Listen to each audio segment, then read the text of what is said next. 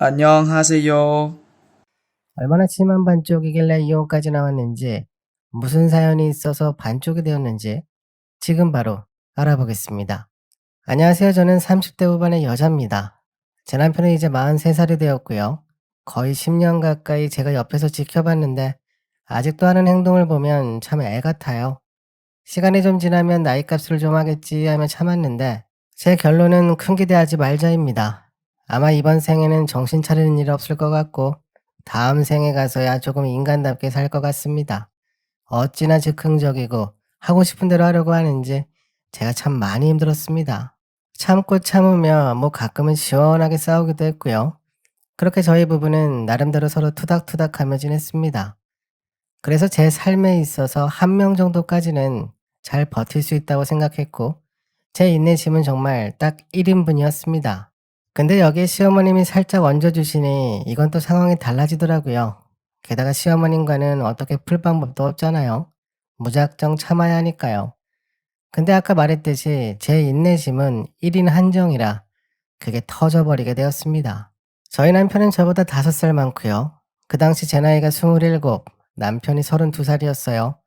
저는 의류업 회사를 다니고 있었고 당시 남편은 원단 만드는 중견기업에 다니고 있었습니다. 일 때문에 몇 번 만나다가 가까워졌어요. 저에게 처음 고백했을 때 엄청 불쾌했습니다. 어떤 이상한 잠바 입고 다니는 아저씨가 찾아와 좋다고 하는데 그냥 면전에다가 싫다고 질색을 해버렸습니다. 근데 10번 찍어 안 넘어가는 나무 없다고 하잖아요. 제가 당사자인데요. 정말 10번 넘게 찍혀보니 슬슬 마음이 열리더군요. 옛날 말 틀린 거 하나 없더라고요. 1년 정도 진하게 연애했습니다. 당시에는 정말 불구덩이에 같이 들어가도 이 남자면 괜찮겠구나 싶었거든요. 근데 그 불구덩이 안에 시어머님이 기다리고 계실 줄은 전혀 상상을 못하고 있었습니다. 제가 거기에 들어가 본 적이 없잖아요. 더 웃긴 건 결혼해서 10년 살아보니 불구덩이 안에 남편은 없고 시어머니만 남아 계시더군요. 결혼 준비는 저희가 알아서 했고요. 저도 형제가 많고 남편도 위로 누나만 둘이라 그냥 눈치껏 저희가 알아서 하자고 했습니다.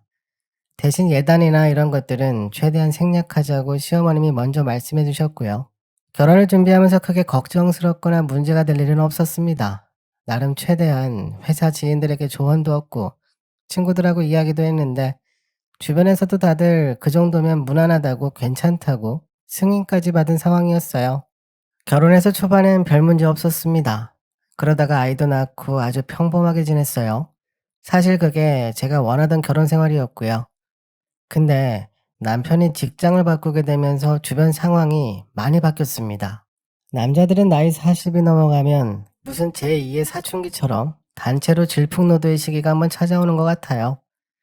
특히 직장인들이 그게 심한 것 같습니다. 주변 친구들하고 비교도 많이 하고 특히 돈 문제를 걱정하더라고요. 일을 벌릴 수 있는 마지막 나이라고 생각하는지 실제로 제 남편도 똑같은 소리를 저에게 했고요. 더 늦기 전에 사회생활하며 배운 경험들로 일을 벌려보겠다고 했어요. 저는 당연히 말렸고요. 필사적으로 반대했습니다. 남편이 거실에서 사직서를 쓸 때 저는 옆에서 같이 이혼 서류를 적었습니다. 당신이 그거 회사에 제출하면 나도 이거 법원에 제출한다고 협박까지 했었어요. 근데 들어먹지 않더라고요. 결국 사업을 벌렸습니다. 생각보다 괜찮게 하더라고요. 아는 인맥들 동원해서 일감도 받아오고 처음 1년은 정말 아무런 소득 없이 제가 벌어오는 돈으로 살았었는데 그 이후부터는 저에게 생활비도 조금씩 주고 슬슬 나아지는 것 같았습니다. 저희 부부는 살면서 지금껏 돈이 없어서 싸웠던 적은 없었습니다. 사업 때문에 살던 집 팔고 작은 곳으로 가도 물론 눈치는 줬지만 그걸로 소리까지 질러가며 싸웠던 적은 없었습니다. 이미 벌어져 버린 일이니까요. 일어난 일에 대해서는 일단 해결할 생각을 하지 그걸로 짜증을 내거나 하지 않아요. 대신 그 일이 벌어지기 전에 미리 충분히 고민하고 열심히 싸웁니다. 결과가 뻔한데 불구덩이는 제 인생에 한 번으로 족하다고 생각했거든요. 최근 2년 가까이 남편과 실랑이를 심각하게 벌였는데 거기에 시어머니까지 아들 편을 드시면서 거의 한계점에 다다랐고요. 그래서 다시 한번 이혼 서류를 꺼내들었어요. 예전에 옐로카드였다면 지금은 레드카드 수준이었어요. 제 남편은 사업을 하면서부터 술을 마시기 시작했어요. 근데 문제는 술이 아니라 안주였습니다. 원래 안주가 술을 마시다가 안주로 입가심을 하는 건데 저희 남편은 안주를 많이 먹고 아주 가끔 술로 입가심을 합니다. 나중에는 입가심도 필요가 없는지 그냥 음식만 먹더군요. 근데 그 양이 정말 걱정스러울 정도로 먹습니다. 사업을 시작하면서 살도 엄청나게 쪘고요. 살이 많이 찌게 되니 매사가 피곤하고 무기력해 보이는 것 같았어요. 남편 살찌는 문제가 뭐 대수냐고 하겠지만 이건 정말 큰일입니다. 끝이 명확하게 보이는 일이잖아요. 게다가 지금 제 남편이 거의 20kg 가까이 찐 상황인데 임신을 해도 만삭 상태라도 그렇게 찌기 쉽지 않습니다. 살이 점점 찌면서 맞는 옷이 거의 없었고요. 속옷이나 셔츠들이 도저히 견디다 못해 터져버리는 경우는 정말 많이 있었고요. 나중에는 잠바까지 뜯어지더라고요. 근데 저희 시어머님은 저랑 생각이 달라도 너무 달랐습니다. 제가 그동안 살면서 시댁에 가서 좋은 소리도 듣고 아픈 소리도 들었는데요. 남들도 다 그 정도는 겪고 살아서 상처는 받아도 담담하게 묻어두고 살았어요. 근데 그날은 시어머니의 한마디 때문에 아주 기겁을 했습니다. 아이 둘 데리고 남편과 함께 시댁으로 갔는데요. 현관문을 열자마자 시어머님이 제 남편을 보시고는 얼굴이 반쪽이 됐다고 하시더라고요. 그것도 제 남편 얼굴을 부여잡고 얼굴이 반쪽이다. 사업하느라 고생한다고 하시더니 저에게 대뜸 밥 좀 잘 챙겨주라고 하셨습니다. 그래서 처음엔 그냥 며느리에게 잔소리하시려고 일상적으로 하신 이야기인가 하고 넘겼습니다.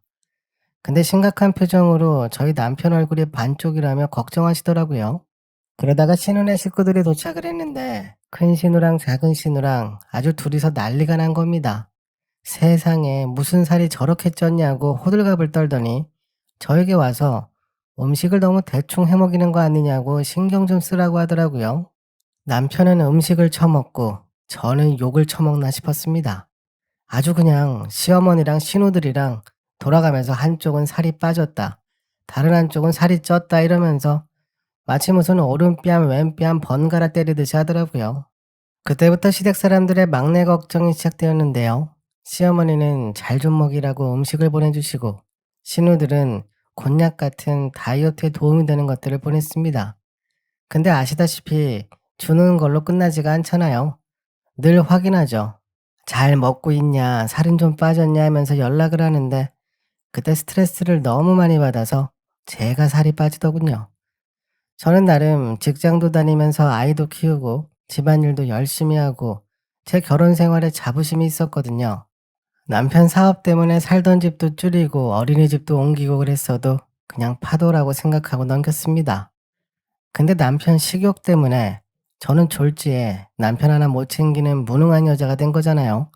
그러니 잔소리를 그리 하겠죠.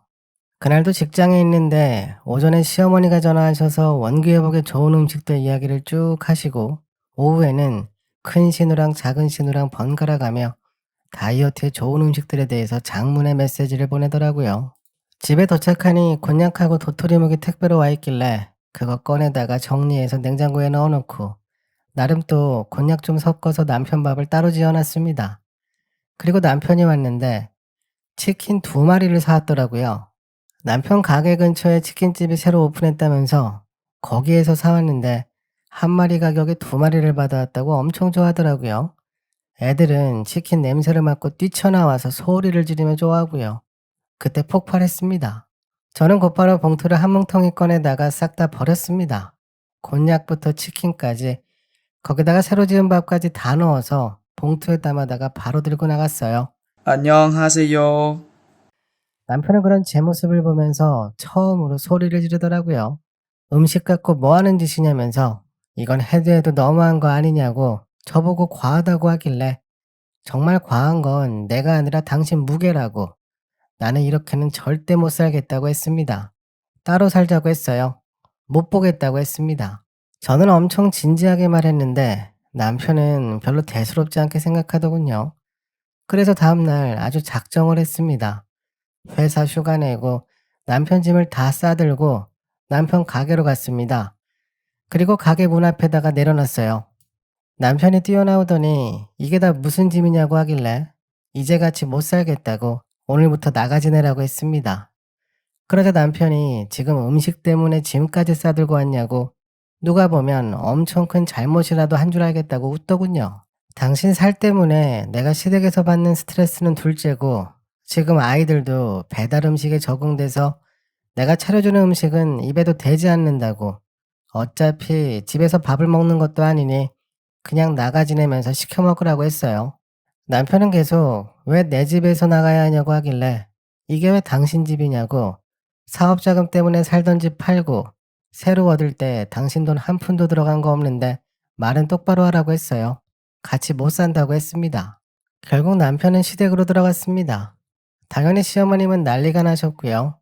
저에게 전화하셔서는 남편을 쫓아내는 경우가 어딨냐고 그것도 먹는 거로 그러는 게 말이 되냐고 하시더군요. 저보고 지금까지 뭐 한 게 있냐면서 아주 그동안 속에 담아두셨던 이야기를 다 하시는데 제가 직장 생활하면서 남편을 홀대했다고 생각하시는 것 같았어요. 신우 둘도 마찬가지였고요. 결국 시댁에서는 저를 그런 사람으로 알고 있었던 거예요. 남편 살찌는 문제 때문에 그동안 참고 있었던 게 터진 거였더군요. 상황이 거기까지 진행이 되자 이혼 생각을 하지 않을 수가 없었습니다. 원래 저도 이혼까지는 생각하지 않았거든요. 쉽게 할 수 있는 게 아니잖아요. 그날 시어머니 전화와 신호들 문자를 받아보고는 이게 이렇게 끝나는구나 싶었어요. 그래서 다음날 곧바로 변호사도 찾아가서 상담도 받아봤습니다. 소송에 들어가기 앞서 합의 이혼 신청서를 시댁에 보냈어요. 근데 반응이 웃겼던 게 이쯤 되면 주변에서 말려야 정상인데 신우들은 길길이 뛰면서 더 돋구더라고요. 어디 건방지게 이혼 서류를 시댁에 보내냐고 하면서 아주 대놓고 문자로 난리를 치는데 어이가 없었습니다. 뭔가 그때 민낯을 다 본 기분이었어요. 그리고 시어머님은 남편의 남은 짐들도 다 보내라고 그러더군요. 이참에 싹 옮기라고 하면서요. 그래서 곧바로 다음날 싹 다 보냈습니다. 면도기 날까지 다 챙겨서 보내줬어요. 저는 완전히 이혼에 대해서 대비를 하고 있었는데 정작 당사자인 남편은 끝까지 못하겠다고 끌었습니다. 시아버님도 이혼은 아니라고 말리셨고요. 남자들은 반대하고 있고 여자들끼리 이혼을 한 해 만에 하고 있었어요. 짐까지 다 싸서 보낸 지 정확히 딱 2달 되었을 때 시어머니에게 전화가 왔습니다. 저에게 대뜸 만나자고 하시더군요. 그래서 처음엔 많이 망설였는데 그래도 무슨 이야기인지는 드러나 보자는 생각으로 나갔습니다. 저희 직장 근처 카페로 오시겠다고 하셔서 그렇게 2달 만에 시어머님을 만났어요. 간단히 인사하고 나서 한참을 아무 말 없이 앉아 있었습니다. 그러다가 어머님이 먼저 손주들은 잘 지내냐고 물어보시더군요. 그래서 저는 잘 지낸다고 간단하게 대답했습니다. 사실 애들도 아빠를 엄청 찾았거든요. 근데 아빠를 찾는 건지 아빠가 사오던 치킨 피자를 찾는 건지는 모르겠더라고요. 어찌되었든 저도 애들 때문에 중간에서 참 힘들었습니다. 그리고 또 한참이 지났습니다. 커피는 이미 다 마신 상황이었고요. 저는 사실 어머님과는 할 이야기가 없었어요. 이혼을 하게 돼도 남편과 하는 거니까요. 그래서 그냥 자리에서 일어나야겠다고 생각하고 있었습니다. 그때 시어머님이 내가 생각이 짧았다고 하셨어요. 그래서 제가 무슨 말씀이시냐고 다시 여쭤봤습니다. 짐 싸서 들어왔을 때 다시 되돌려 보냈어야 했다며 그걸 받아주고 너한테 짐을 보내라고 한 게 실수였다고 저에게 대뜸 미안하다고 하시더군요. 그래서 제가 어머님께 아니라고 저도 아들 둘을 키우고 있는 입장에서 어머님 마음 충분히 이해된다고 했습니다. 어머님 때문에 지금 이런 상황이 벌어진 게 아니라 남편이 문제라고 했어요. 그때 처음으로 제 남편 흉을 어머님 앞에서 봤습니다. 그래서 그런지 어머님도 엄청 놀라시는 눈치였어요. 그래서 더 거침없이 이야기했습니다. 그동안 남편의 식탐 때문에 얼마나 힘들었고 아이들에게도 나쁜 영향을 줬는지 돌려 말하지 않고 그냥 다 이야기했어요. 어머님은 말없이 한참을 듣고 계시더니 저보고 제 말이 다 맞다고 하나도 틀린 말이 없다고 하시더군요. 그때 솔직히 엄청 놀랐습니다. 어머님이 저런 반응을 보이실 줄 몰랐거든요. 그러면서 갑자기 본물 터지듯 이야기를 쏟아내시는데 지난 2달 동안 미쳐버리는 줄 알았다고 하셨습니다. 왜 집밥을 먹지 않는지 모르겠다고 하시며 아무리 맛있는 걸 해다 바쳐도 자꾸 배달시키거나 사다가 먹는다고 야식을 너무 먹어서 처음엔 살던 집에서 나와서 그러는 줄 알고 넘겼는데 2달 내내 먹었다고 합니다. 게다가 처음엔 제 남편 혼자 야식을 먹었는데 나중에는 시아버님까지 옆에 앉아서 같이 드셨다고 해요. 문제는 아버님은 식탐이 별로 없으세요. 체형도 날씬하시고 아주 날렵하게 생기셨습니다. 근데 그 야식을 안주 삼아서 술을 드신다고 하더라고요. 두 남자가 그렇게 매일 밤마다 TV 앞에서 먹어대는데 돌아버릴 뻔했다고 하셨어요. 그러면서 제 손을 잡으며 이혼을 다시 생각해달라고 지금 사는 꼴로 봐서는 이혼했다가는 50도 못 넘기고 부모보다 먼저 갈 것 같다고 하시더라고요. 그래서 제가 그동안 너무 많이 참아서 힘들다고 한번 튕겼습니다. 그러자 시어머니는 만약에 말을 안 들으면 패도 된다고 집에다가 묻거나도 좋으니 데리고만 살아달라고 하셨어요. 그래서 신우도 이야기도 했습니다. 신우 이야기를 꺼내자 시어머님은 엄청 흥분하시면서 나쁜 년들이라고 하시더군요. 저보고 그냥 없는 사람 취급해도 된다고 이번에 아들과 지내면서 신우들하고도 많이 싸웠다고 하더라고요. 그래서 일단 알겠다고 말씀드리고 제가 저녁에 시댁에 가겠다고 그때 남편하고 이야기해보겠다고 했습니다. 그리고는 퇴근하자마자 시댁에 갔고요.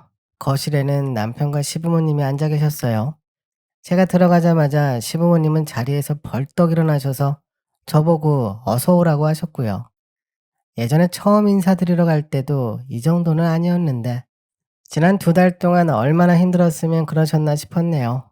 저는 도착하자마자 남편 뱃살이랑 턱살을 찔러봤습니다. 그리고는 시부모님께 말씀드렸어요. 살이 더 쪘네요. 이러면 저도 데리고 살기 힘들어요. 죄송해요. 그리고는 그냥 나가려고 했어요. 그때 시어머님이 저를 다급하게 부르며 붙잡으셨습니다. 저보고 제발 데리고 가라고 남편도 옆에서 저보고 같이 가자고 하더라고요. 아이들 보고 싶어 죽겠다고 거의 울려고 했습니다. 그래서 제가 일주일 뒤에 왔을 때 살이 그대로면 그날 이혼 도장을 찍자고 했어요. 집에 오고 싶으면 지금부터 굶든 뛰든 아니면 흡입을 하든 덩치를 줄이라고 안 그러면 절대 같이 못 산다고 했습니다. 일주일 뒤 다시 시댁에 갔어요.